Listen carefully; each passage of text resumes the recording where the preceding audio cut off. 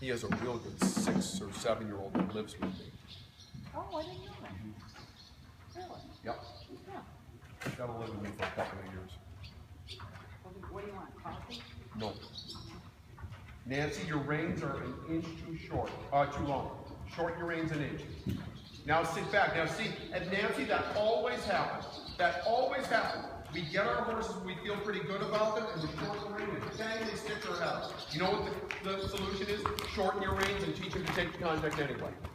Gotta have short enough reins to ride the horse really collected. Good. Stand the outside rein.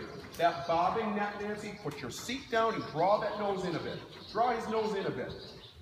Good. Draw his nose in a bit. Be a little bit, I don't want you to be like fixed with your hand, but be a little unyielding with your hand. It's interesting, Wendy was telling me yesterday that, don't you guys all ride with Michael Page from time to time? She says that he told her with that horse, once in a while, girl, set your hand down there and drive him forward to it and don't move your hand. I say that all the time. All the time. There's a time, we don't mean be rigid with your hand. We don't mean that. But once in a while, you have to set the bench work with your hand, put your leg on and say, horse, get your butt up into the reins. Get moving. I'm going to make you bridge into a contact. You know what's interesting? Robert Dover says that all the time. George Morris says that all the time. All these people that are international horsemen say the same thing. Put your hand down and drive your horse to it once in a while. There's a time to fix it up, but most horses will take your contact away. The reason that I'm saying to you when he's bobbing his neck like that, you know, why Mike Page is saying to Wendy with that horse that misbehaves himself, put your hand there and put your leg in and ride him to it. Because you've got to have a reference point from which to work. When he bobs his head, you set your hand there and you push him to it until he settles. And then once he settles, you can fix him up a little.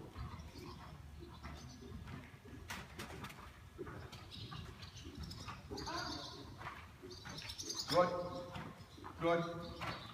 Yeah, Sandy says that we're looking at this. By the way, he's not in haunches in. Well, the last time I checked, anything worth doing is hard. I don't get on a horse ever one day in my life that I don't work hard. Because there's no victory unless you're working hard. I give those speeches all the time. Getting through medical school is hard. Getting through law school is hard. Getting through business is hard. Getting to the Olympics is hard. Getting to the Masters is hard. You know, anything worth doing is hard. It's not easy. I know, but it's still no excuse. You can still ride him past it. You can still ride him past it. Things are going to change on a horse show. Keep him on that outside rein, Nancy. Don't you? You've got to shorten your rein a little bit. When he bobs, first thing, shorten your rein, set your hand there, and put your leg in and ride into it. You've got to face the outside rein a little better. It's a little bit off of that outside rein. Good. You've got to jump forward into your outside rein. Nancy, for me, you could take your whole, look at me, you could take your whole upper body and bring yourself back 2 inches. You could get down in your seat. Look, he's a big horse and you are not an enormous person. Sit into that horse. Sit into that horse. Don't you make him can. You make him can. That's all the big shots. Get back in the tap when you ride yourself. Good. Now put your hand down there and put the inner leg on that horse. Good. And make him stay forward up into the bridle. That's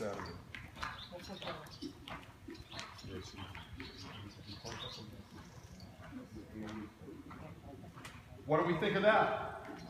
Beautiful. You shortened your rein a little bit. You sat into him a little bit. You took your body back. Nancy, he's too damn big for you to get over his withers. Listen, when you're out jumping, do your thing. When you ride dressage, sit down on the horse's back. That's most event riders can't sit. Michael Young can sit. Ingrid Klimka can sit. Fox Pitt can sit. Oh. Good. You have to get back in your seat. Good. Good. Look at that. Beautiful. Look at that. And by the way, he's dead straight. He's perfectly straight. Nancy, when you're ready, you trot with him. But on Nancy's terms, not on his terms. On Nancy's terms, into your outside rein contact. Good. When you're ready, you trot. Yep, trotting into the outside rein. Yep. Now go straight. Go straight. Don't lose your seat. Don't lose your connection. Good. Good. Steady hand, get organized, and steady the hand. Good. Good. What are you doing? Good. You. Nancy, you look like you got a 4th level horse now. Keep your inner leg in this horse. Don't you let him push you away. Good. Good. Wonderful. See, I look at this now. And now I feel like you have more power that you can control. Nancy, that's how we make a Grand Prix horse. We build power as we build control. Nice. Keep your seat, keep your back. There. See, when I said that you lifted your chest an inch and it changed the picture, just 1 mark. Nice. Change rein with him. Right on that straight line is the same thing. Equal contact. Inner leg on. Equal contact. You got to ride him through that tunnel. It's like you're on rails. Your rails were a little twisted there. He took you off that straight line. Nancy, close your inner leg and make this horse drop forward just a little bit. Easy, a little bit. That's nice. Don't let him waver now. Keep him there. Keep him there. Look up. Look up. Hands together. That is a huge trot. No, it's not. It's a beautiful trot. It's a beautiful trot. No guts, no glory. Good. Great. Now do your diagonal line and make it. It's a beautiful trot. Now the good news is it's absolutely fabulous trot. The bad news is that's your basic working collected trot for your cat. I mean, look at that. Look, when you have power like that, he's straight. He's not wavering all over the place. Ride your corner. Go in the corner. Go in the corner. Go in the corner. By the way, when he's forward like that, put your hand down and ride into it. Ride the corner. Close your leg, Nancy, leave him right there. Diagonal, straight line. Don't take your eye off letter F. Look at F. Straight. Straight is straight. Look at F. Look at F. Absolutely beautiful. Absolutely beautiful. Look at that. Go right to F. Go right to F and then drive him through the corner with your inner leg. Look how beautifully bent he is from your inner leg. Look at that. Through the corner from your inner leg. Nancy, it looks like an FBI horse now. The wall. Beautiful. It's one of these catch-22s, you know? When you get them where everything comes together where you got contact. They take the 2 reins in a similar way.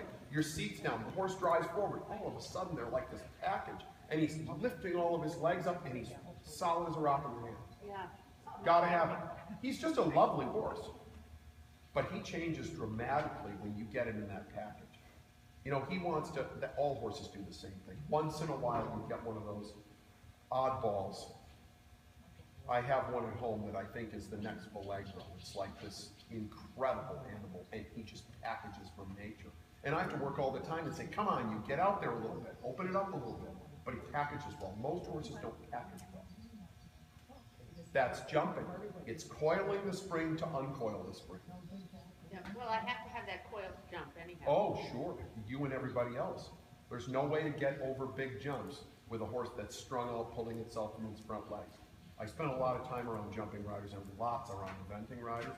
It's all the same thing. You can't jump 3- and 4-star jumps off their front end. You'll get killed by about the 3rd jump. It's true. I know. I absolutely know. And that ability to bring the horse back to its hips so he jumps off his hind end. It's the same